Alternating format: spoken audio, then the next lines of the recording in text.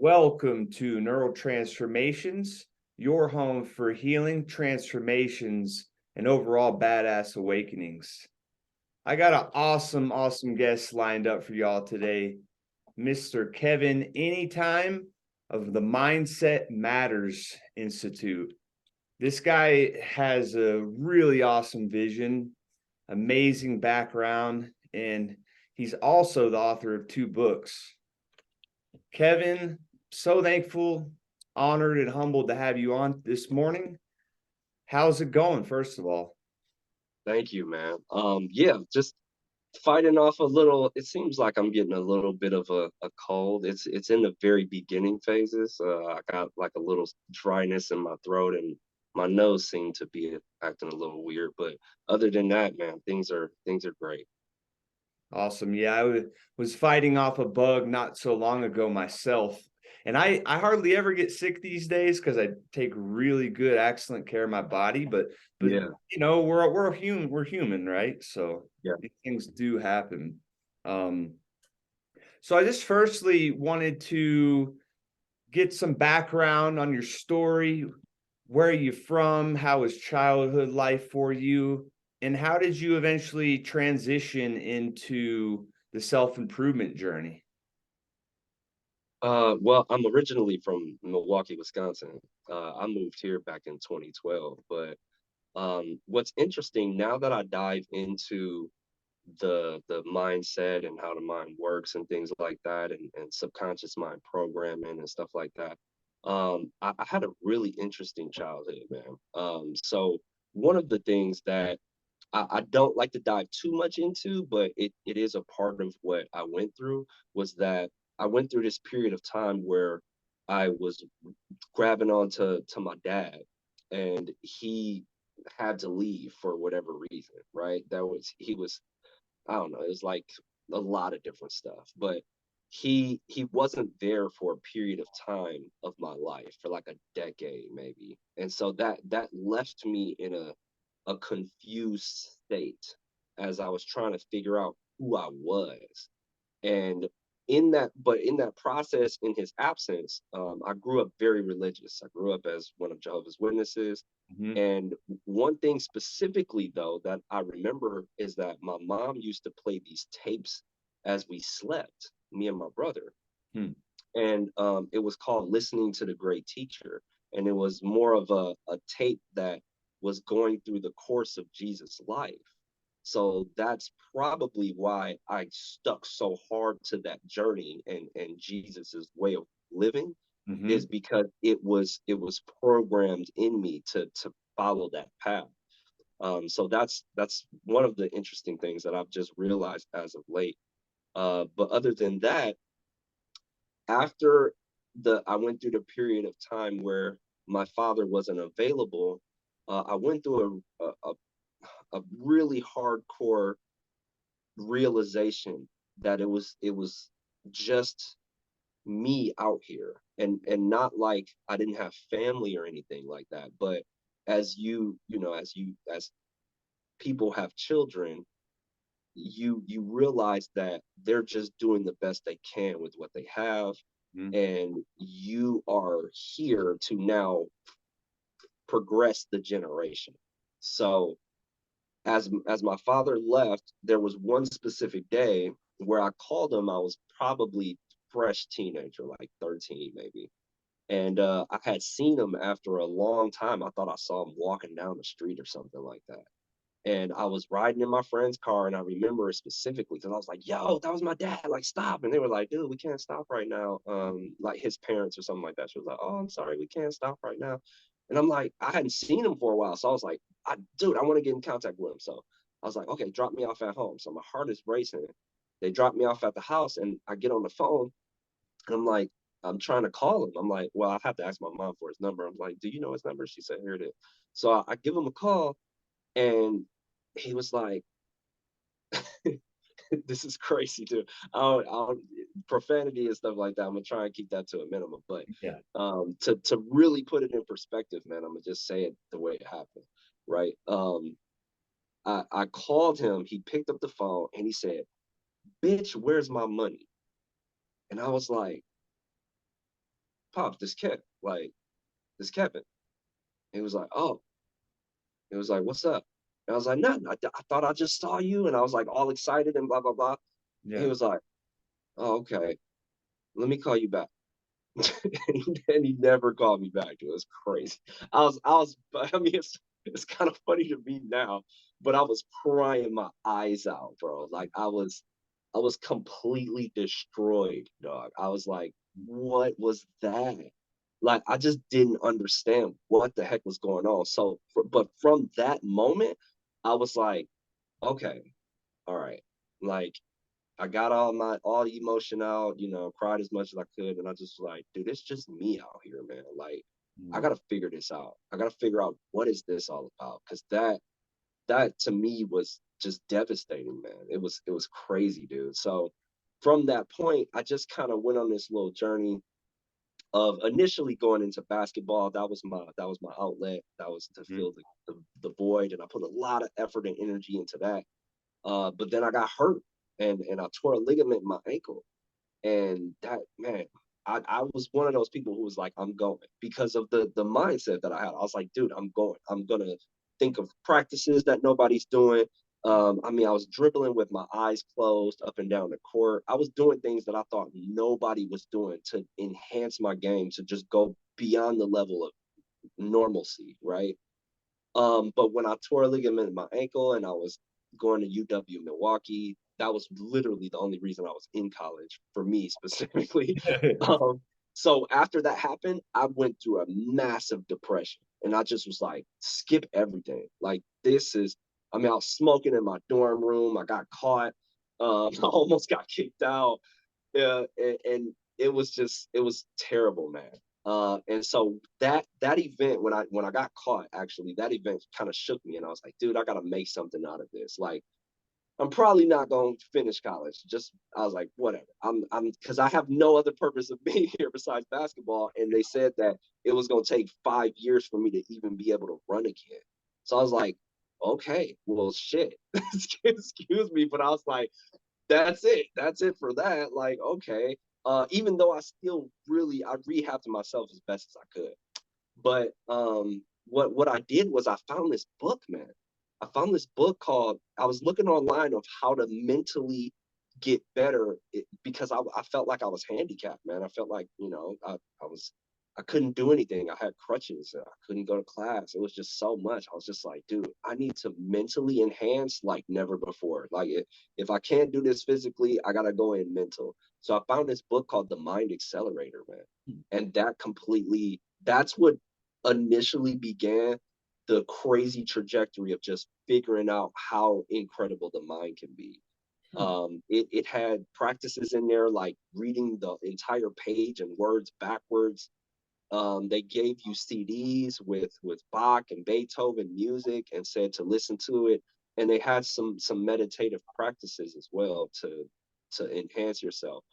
And I'll never forget, it totally opened my mind to just different possibilities. I was heavily involved with a cousin of mine, and he was deep into rap, and I didn't know anything about that. I mean, I listened to hip hop and stuff like that, Yeah. but I didn't understand the pattern making and all of that stuff.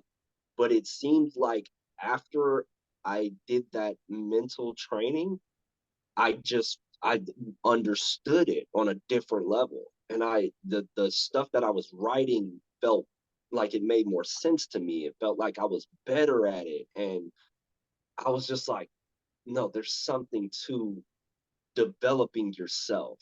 Mm. Um, and it's crazy, but what happened was I fell off of it for a while after that. After I went back home, I fell off of mindset for a little while until just recently, like maybe like 2013 or something like that. Mhm. I was working at Charles Schwab, working at a job, and I just was like, this is kind of dead end for me. I didn't expect to be this, and to be in this way of living. I was kind of doing background operations. So it's just paper pushing, processing work on a computer. It's very mind numbing. And I was like, I'm not gonna survive like this, man. So I started looking up different mindset stuff, and I stumbled upon Jim Rohn and Bob Proctor, and I really liked their dynamics, the way that they presented the information and the things that they were saying. And so I just started diving in and dissecting everything that they were talking about, and really trying to apply that into my life. And that's when I put up on one of my breaks on Facebook.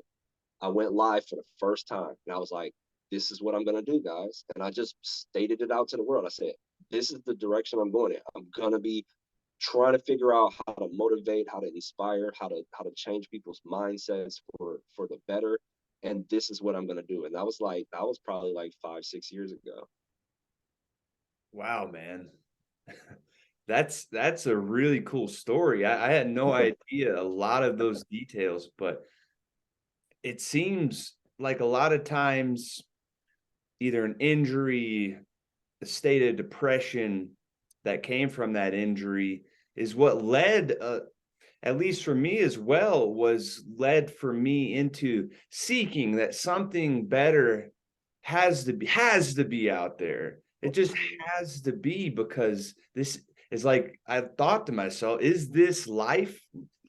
There's got to be more to this, and it turns out that there's a lot more to it.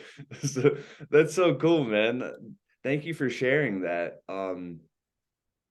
What I think a lot about the younger generation and what they're going through right now. I'm not gonna lie. I think you and I, as two grown men who found their identity, we're a little more stable in this confusing world. It's still tough, but it's been on my mind a lot lately. And I know that you have kids.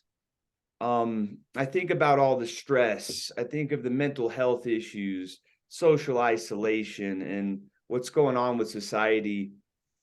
So, what do you think we can do is to motivating individuals to try to help out and guide this younger generation in this messy time? How can we change that behavior change that is going on right now? Yeah, dude, with everything going on, one of the things that allowed me to be able to really tune into who I was being still. Like, going into the meditation of stillness, I Mhm. think is one of the most critical things that could help this generation.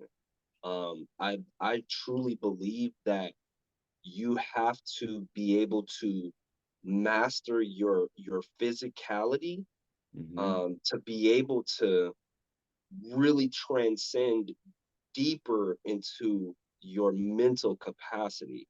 Because for me, like, I feel like I always had like good, what they call it, good hand-eye coordination. Mhm. And really, at the end of the day, at the source, that's really mind-body connection. That's at the source of it. So for me, I was like, okay, I already had like a little bit of a natural knack from playing video games and from playing basketball. So I developed that skill to make it more natural.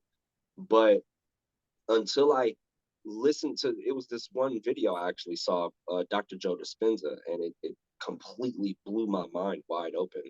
And he basically was like, if you could sit your body down and tell it to stay and lead it like a stallion, then you will be able to do some pretty amazing things. And I thought about that, and I meditated on that for a while. I was like, what does that mean? Like, sit myself down. And I'm like, okay. So I decided, like, okay, so if I want to master control of my body, I want to I want to be as still as possible. Maybe that's why the monks do it. That was my thought process. I'm like, maybe that's why they do it, dude, because it just gives you a super ability to tell your body what to do, because you kind of feel like you got to do stuff all the time. Mm. And so I was like, okay. So I went into like just a journey of just focusing on stillness, just focusing on meditating, and being completely still. And in that process, man, some really, really tripped out stuff happened to me. I remember he said, what'll happen is there will be a liberation of energy. And so I was like, well, okay, well, let me just try and figure it out. So I was doing, I did like 10-minute meditations, and then I stretched it to 15, then I started doing hours. And there was days where I would do an hour, and I almost stretched it to maybe two, but I Mhm. never went beyond that. But there was one particular day, and I haven't been able to replicate it. There was one particular day where I was sitting there, and I was like, I want everything to be still, like everything. I was like, I don't want to swallow, I don't want to blink, I don't want to itch, I don't want to do nothing, right? I just took it to the drastic extreme as much as I can. I was like, I no, don't do anything. And what I appreciate, the reasoning behind why Dr. Joe Dispenza said that is, he says, is because you're gonna be defined by a thought, and that's powerful. And I was like, okay, I want to see that. But yeah, there was one particular, I remember my throat was itching so bad, and I was like, don't freaking swallow. And it was like this fight. It was just, and I'm just in my closet with the lights off by myself. It was this battle to just don't move anything, don't do anything. Like, just no, you're not gonna swallow, you're not gonna itch anything, you're not gonna. And I'll never forget it, man. I'll remember, it was an out of body experience. It was tripped out because I started crying, but it didn't feel like I was crying. It felt like my body was crying. It was weird, bro. And I was like, okay, what's going on? And then shortly after that, you know how sometimes you'll get like a chilled rush through your body or something like that? It was like that, like times 10, dude. It was so crazy feeling. And I jumped out of my meditation. I was like, is that what he was talking about? And it was just the wildest experience I had ever had, man. Because I was like, I've never felt anything in my body like that ever before. And I think that when I really, because it took me a while to meditate on what was it, what was the cause of it, what did it mean. From what I can like try and deduce from that, was that it was my body finally acquiescing to me. Like, okay, dude, like, you won. Screw it, man. You're freaking nuts. This is okay. I'm done, dude. Like, I am done. Because I trained my body so much, with basketball and sports and all of that, that my body's pretty freaking trained, man. It can react to, without me having to forcibly think about certain things. Sometimes even when I'm playing basketball, I'm not even actively thinking. My body just knows what to do sometimes. So it's pretty well trained. So for me to get that control back and be like, no, we're here though. We're up here, and you're gonna respond to what I'm doing. That was a very deep struggle, man. But yeah, that was one of the wildest experiences. So I really think that if there's some kind of curriculum in school, or some type of a way that we can lead the parents to help the kids to do that, maybe after school or something like that, I really believe that would drastically change life itself, dude. It would really help the younger generation to, especially with all of the stuff, bro, the social media, the freaking, because not only did me and you have like bullies at school and the popular stuff and all of that back in the day, but now throw social media in the mix. That's freaking crazy. It's crazy, man. It's brutal. You give a kid a phone in their bully stage, it's just they can record every little thing that you do. Like, let's say I'm eating like a chip or like a banana weird. They take a picture of that, and then now the whole rest of the school can laugh at me. It's a brutal thing, man. Um, with the overstimulation, and as you said, getting that relationship with your body, and for me, very similar, because I used Dr. Joe's stuff to help me through this process. And my impulse, I was a very impulsive person, and I still am to some extent. But understanding that, like, the prefrontal cortex is theoretically what separates us from a dog, like Pavlov's law. You hit the bell and the dog just goes sing for the food, or it starts to salivate. After a while, it will do just naturally.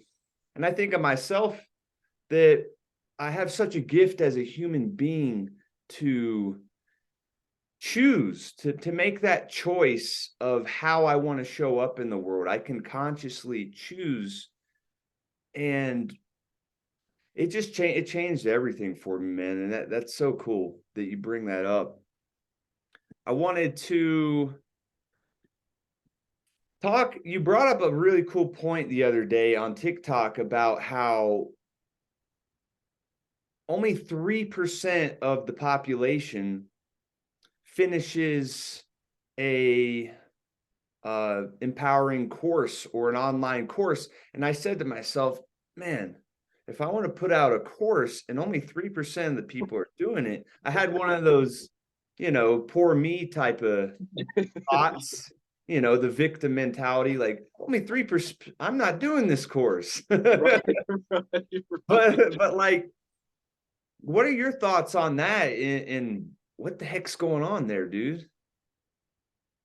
you know, you know what's funny about that is I'm probably right now I'm probably a part of that statistic. Um, I think so. In some cases, there's just a number of things going on. So there's actually two courses that I'm looking to do. I'm looking to get certified in meditation, and I also was taking a YouTube course to learn how to automate a YouTube channel, right? Mhm.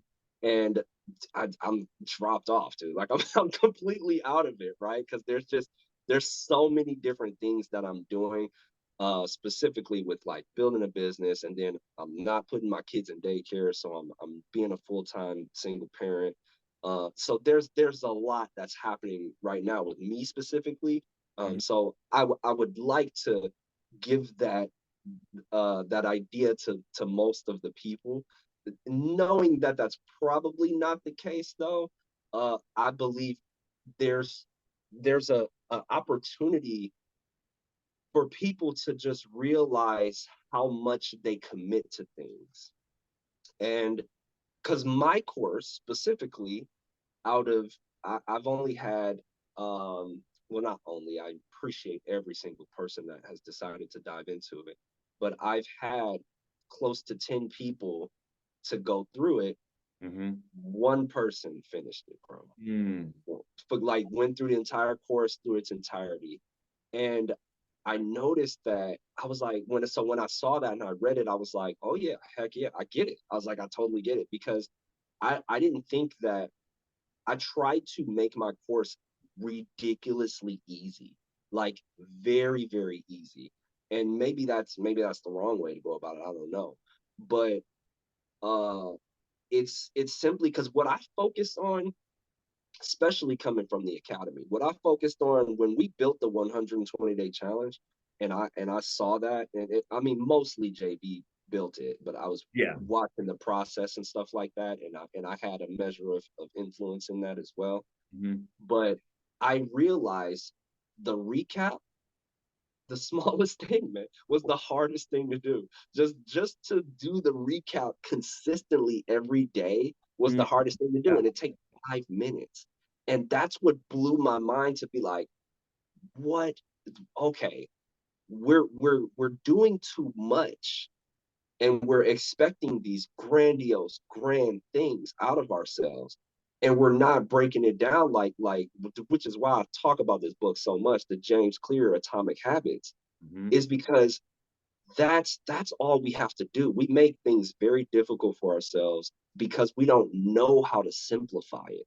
Mhm. And if we can simplify it, it could be an easier process. So that's what I thought. I was like, okay, guys, the main thing I want you to do, do a meditation, 5 minutes, fill out the recap. Like that's what the first month of my program is. And it's hard to get through, man, because I think just the idea of filling out the recap, and why do I have to do this? There's so many different things that go through your head, and it's like you have to grab it and make it yours, and recognize that it's for you. It's Mhm. not to please me. It's not to say I got an A, or in that school mentality or anything like that. It's literally for you to make it your own, and to be committed to yourself. But that's what a lot of people fail to realize, is that it's not a commitment to the course. It's not a, I'm looking for this goal at the end of it. It's really committing to yourself. And that's what a lot of people have issues with.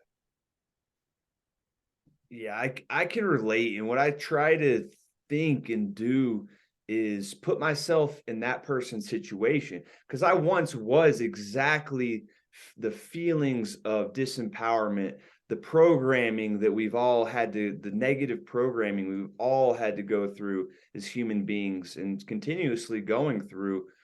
And I try to think of myself, what did I feel like at that time in my life? And there were certain times I didn't even want to get off the couch. I could hardly motivate myself to even get off the couch and get a glass of water. And Yeah, it's crazy, man. So I think about that a lot, and it's all about empathy as well, yeah, empathizing with people. And um I wouldn't want to spread a message that I myself didn't do myself, right. because there's no balance there. It would be, I'm just sending out a message. I don't want to just be a preacher and not follow up with what I say I'm going to do. And um it's cool, man. I mean, so I see these as small steps, and we're both learning, and we always will be. Um, Definitely.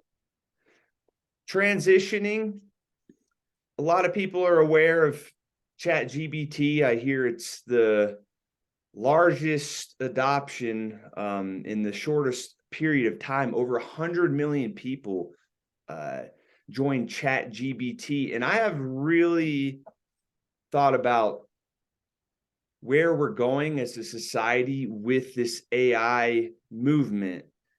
I think a lot of what I try to stay bias free in what I perceive to be occurring. I try to look at the optimistic, positive side, but at the same time, there's a part of me that says this is not human. This I will use AI as a tool, but I will never let it be my master. So there's a Right. difference. I will never plug into myself a chip, a microchip that's going to say, give me super intelligence of some Yeah. sort. Because I realize inherently as a human, I am the superpower.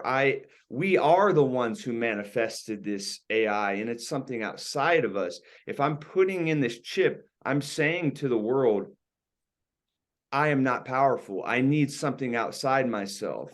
So I get tripped out where we're going with this stuff, and the the rate of change is exponential at this point. So what are your thoughts on this, and how can we use this for the greater good?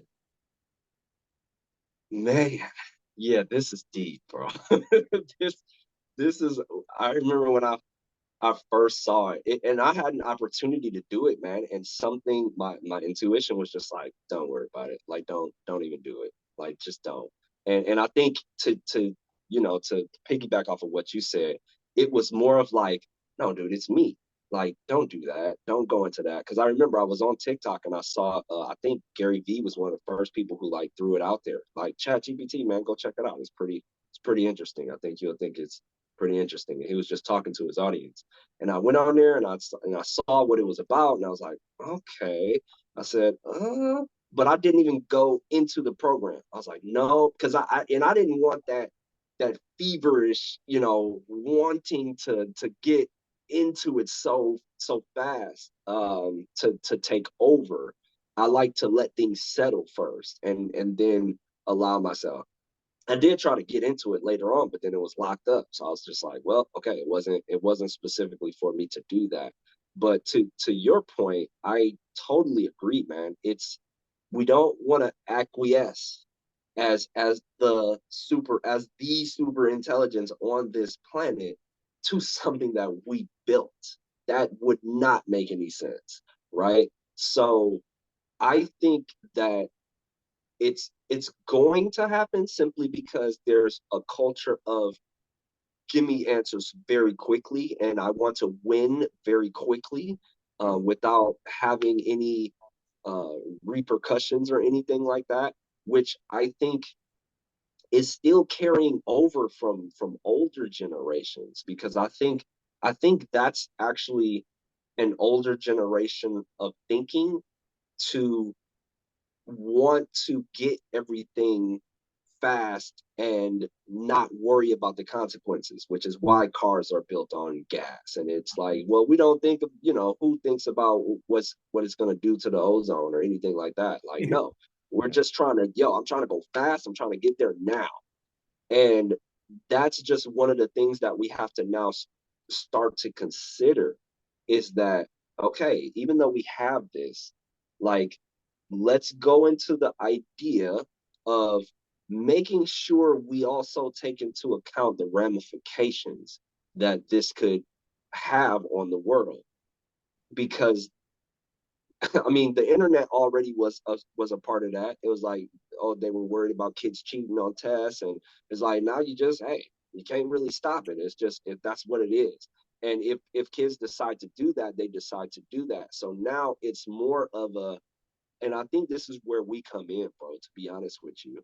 It's more of a self actualization of, no, I am the one, I am the super intelligence here, and everything else is a benefit of that, not the other way around. We never wanted to get switched around the other way around, because algorithms and systems and processes, those are mechanical. It's not emotional.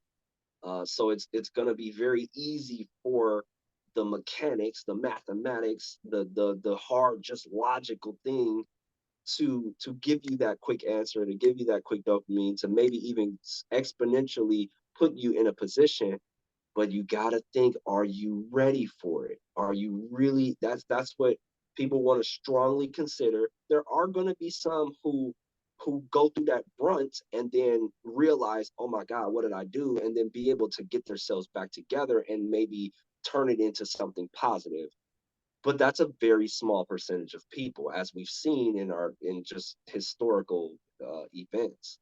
There's only a few people who are really going to get hit that hard right away with all of the stuff, and not dive into freaking drugs, and and really start demoralizing their life and things like that. Mm-hmm. So I think it's just more of a case of, we got to find our personal identity first. We have to really be able to say, hey, I'm me, and I present myself this way, and I'm okay with that, and this is who I am. And then anything additional we add to that is only an enhancement, or only could possibly be an enhancement. And Mm-hmm. if we look at it that way, as opposed to, like you said, oh no, I need this, I need the smarts, I need this, instead of knowing that you can build it over time, Mm-hmm. it could put us in a bad spot, man. But people like, as long as there's people like me and you that know that, and that really fight against that, there's always gonna be hope. Yeah. But it's a hard fought battle when the masses are like, no, you this is what we want, this is what's gonna happen. It's like, okay, but yeah, we'll see, man. It's interesting. I'm like you. I can see the potential benefits, but I can also see how it can go south, man. Oh, absolutely. Because with great power comes great responsibility. 100%. And that's a pretty incredible power when you think about it. You type in a word, and this is only in the beginning stages, and it manifests whatever you want to come to fruition. And when you have when you know the power is inside of you, it really changes everything. And I am very optimistic. There's a lot more of me and you out there that are really proceeding with caution. And I believe in the human ability to, over long periods of time, come to that same realization. um hopefully it won't be in a painful way where it's like a drug, right? You take too much of a drug and then you have that lack inside of you, like, oh, that felt good for a minute, and now this can be some trouble. But Right. um, yeah, a very interesting topic. I wanted to look into the toxic hustle culture because I am part of that the toxic culture myself, to be quite frank with everybody, because I'll put in the hours, I'll put in the work, but at the end my body's like, yo, what are you doing to me, dude? Yeah. You're destroying me. Slow down. It's things are going to happen in when they're supposed to happen. But I continually go through these cycles of work, toxic, and then it comes back to bite me, and I have to take a rest. But what are your thoughts on the toxic hustle culture, like Gary V, or let me think of some of these other guys who I want to don't mean to call them out, but let's see, there's just so many of them out there. 75 hard, I forget that dude's name. Okay. But anyway, it they can take it way too far. There's a balance in life, and I think people forget that. It's for me, dude. What's interesting is that I understand there's a lot of people that specifically let me mention somebody because I really appreciate what he helped build. Um, we got Tim Grover, who trained Michael Jordan, Kobe. Um, I remember he told this story that I was just like, whoa, hold on, man. Like, just wait a second. We gotta, but there's another solution to it, right? So he went through this story and he said, one day he got a call and he had to leave. He had to fly out. His daughter was like, Dad, I guess that they had some type of event or something that was lined up that he was supposed to be with her with. And she kind of asked him, like, Dad, are you leaving?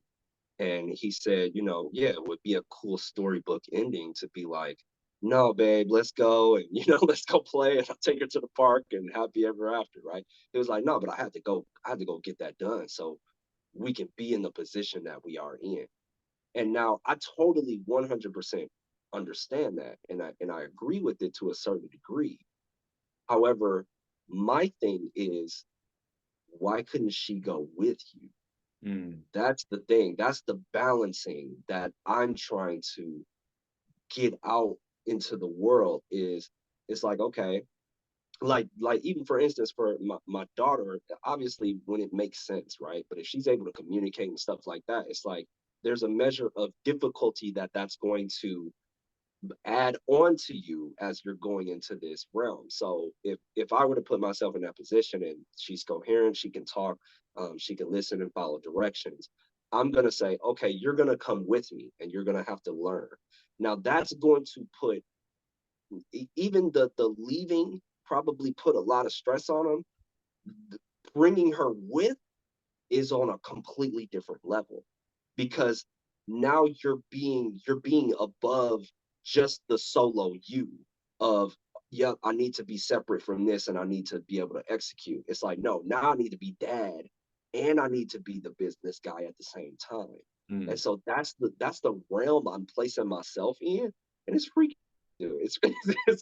It's out of control. And I think the toxic hustle culture to me portrays that kind of idea of like, no, leave some stuff behind because you have to, outside of and I'm gonna touch on the health thing too. But I think it's for me being a dad now, that's one of the main things that I was like, no, no, no, we gotta fix that, man. There's always a way to make something better. And I think if we allow the children into those arenas, into those different situations that we get into, they're going to see that and subconsciously for sure pick up on it and be like, oh, and that's going to, at the end of the day, make the future better. You know what I'm saying? So that particular aspect is where I'm going into it with the balance, and that is a little imbalance at first because that's going to deplete the heck out of you. It does to me all the time. It's like trying to give my daughter dedicated time and be dedicated to the job at the same time or to my business is a lot of energy. But from what I believe and what I know is that when we do those things, when we push those limits, over time we're able to take more, we're able to do more, we're able to continue a little further.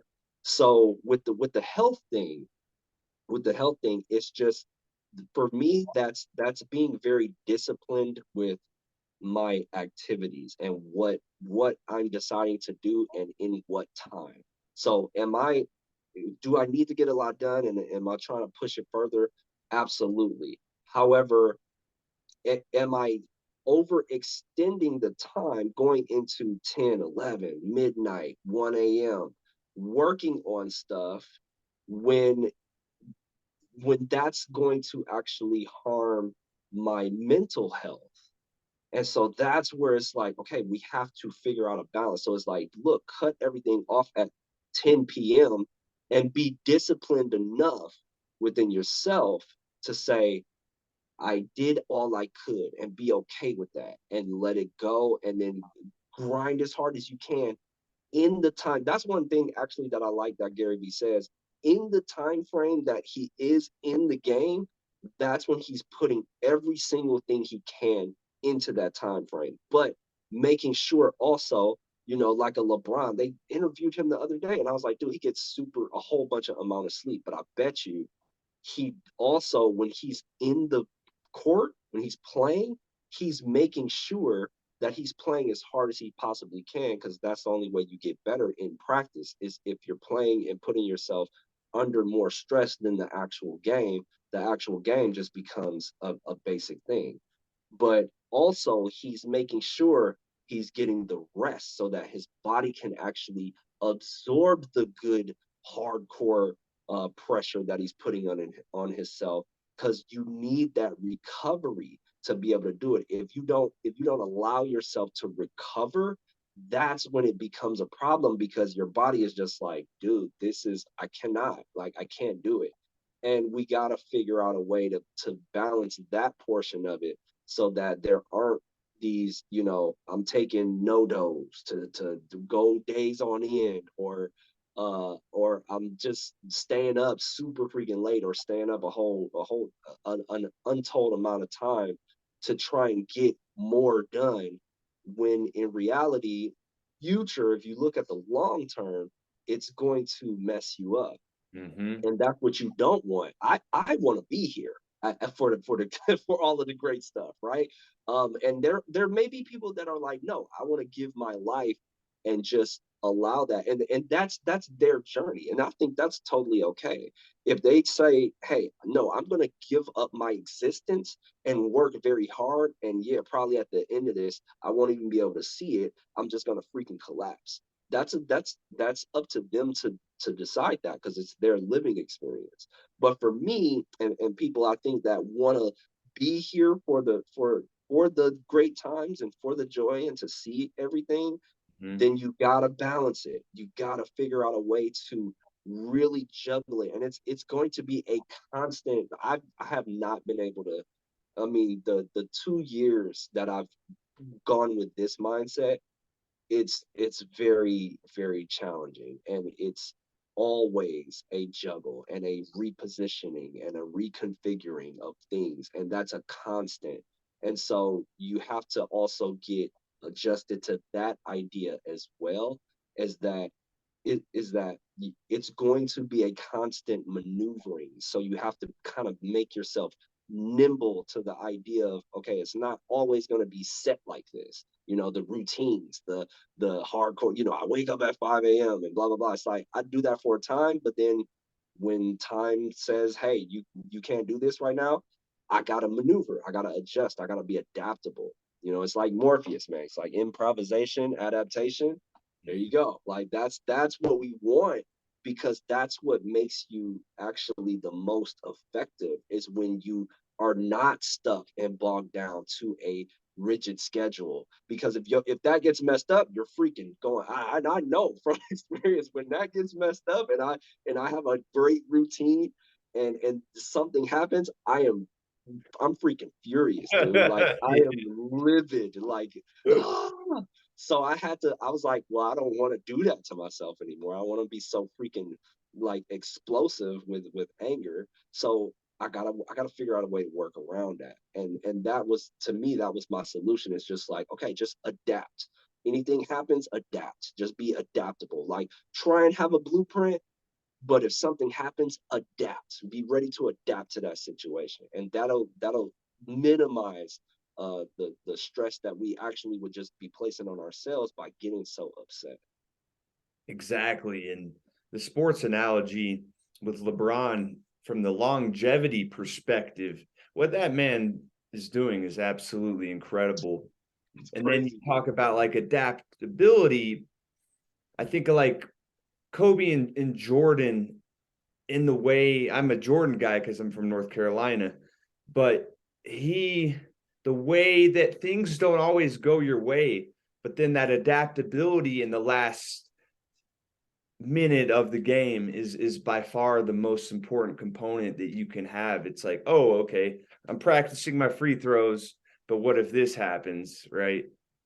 And so things becoming more automatic, but at the same time, you can't think ahead and think like this guy's going to do this in the split second. And um it's just beautiful, man. Lastly, before we head out of here, I wanted to talk about human potential and who we are at a very deep level. What we actually are capable of doing is we limit ourselves. Truthfully, we are our own worst enemy in that aspect. I think of human potential like Wim Hof or Michael Jordan, or just like simply a mother being able to lift up a car. Like, try to go lift up a car right now. It's not an easy thing to do, but the women wanting to protect their babies are able to lift up the car and get their kid out in that moment of time. So it really makes me think what we're actually capable of doing, not even just from a physical standpoint, from an emotional, mental, spiritual standpoint. We're here, and we have this capability. Now, how do we harness that mindset of really just being our best self from a moment to moment basis? Yeah, man, with that, it's what I like to do, what I like to tell people to do is just dive into the very simplistic things about yourself, about your. It's funny, I was just telling my twin nephews about this. I'm like, okay, you guys want to be football players, whatever the case may be, right? If you're looking to go further, or if you really want to know how capable, how much incredible potential we have, just dive into you, just dive into yourself. Because they were talking about, oh, biology class, when am I gonna ever need this? And I was like, I used to say that, and I was like, nope. Now I realize, I don't care if it's calculus, algebra, whatever, you can use everything if you actually leave your mind open to, where is this showing up in life, then you'll be able to find it. But if you say, I'll never, it's over. Like, you won't ever see the potential of what that could be for you. So now my mindset is to always think, okay, where could this be useful for me? Or where can I see this in life? Because if you can do that, that opens up so many different doors, not only into your mind, but into your potential, into the different places that you'll visit and go into. So my thing is, it could be as basic as like eyelashes. Like, why don't they grow longer? You know what I mean? Like, fingernails, or how do they grow? What is it made out of? Why do our lips get chapped? Like, it could be anything very seemingly small that's just like, oh, it's a regular thing. And it's like, but no, when you dive into why that is and what that process is and how your blood regulates and how your heart is the valve for your blood and everything, you start to realize, like, wait a minute, okay, I'm doing a whole lot without really doing a whole lot, right? Our bodies are automatically super. They're automatically doing ridiculously incredible things. And once you realize that that's the case, just you being, that's when you can transcend into like, oh, okay, wait a minute, I have a lot of potential. I have a lot that I can actually do, because how is it that these things occur seemingly without me thinking? These gestures that I'm doing, like, what is that? That's literally my mind in the freaking speed of movement telling my hands to move. And so it's like, wait, what? Like, what is that? How does that work? Why is that the way it is? And if my brain can do something to that speed, that's crazy. And then the last thing that I found out just recently, I remember I think I posted a question out when I was back in the academy. And I said, what do you guys think is faster, speed, or not speed, but sound or sight? And it was very interesting, the responses that I got, because a lot of people were like, no, sound. Like, as soon as you hear something, it's like, boom, or some people were like, no, sight. As soon as you look at something, it's like, okay. But it was very split. It was like people really didn't know. And when I looked it up, sight is 300,000 times faster than sound. Freaking nuts, dude.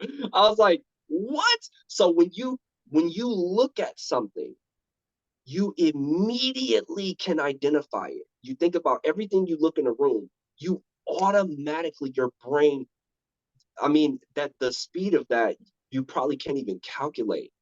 If microphones, shades, wall, like, as soon as you look at it, it's identified.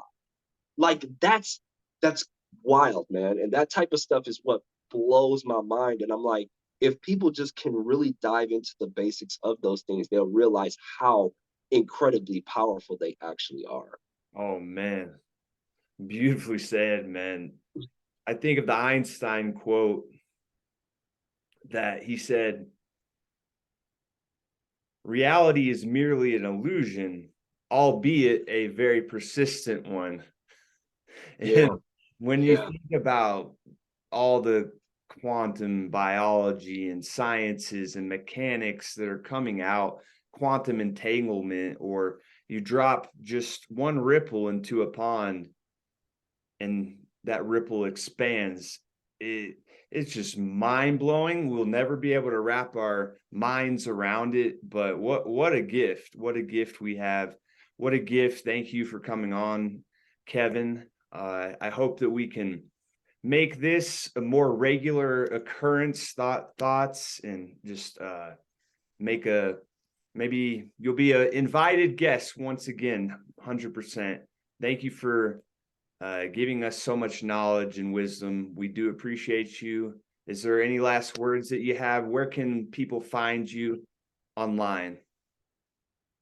Yeah, absolutely. It was my pleasure, man. Thank you very much, because your the way you dive into how things actually occur is what fascinates me, man. So thank you very, very much. And then the brain gym stuff, dude, like I told you, I'm like, it's such a great thing. And it's again, that's another one of those seemingly basic things, but people Hmm? have no idea what's happening when you can do that stuff. It's so freaking amazing, man. So thank you for allowing me to be on here and to give my story and stuff like that. But everyone can find me. You look up Kevin Anytime.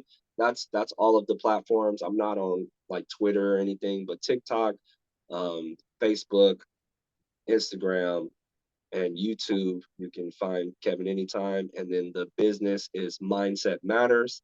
And so you can find us on TikTok as Mindset Matters Most. Facebook is Mindset Matters as well, or Mindset Matters Most as well. Those I get confused, but if you look up Mindset Matters and Kevin Anytime, hopefully it'll correlate together. But if you see the crown, that's the business right there. I love it. Love it. Thanks for coming on. As you all heard, mindset matters the most, and I concur with that. We'll catch you on the next one.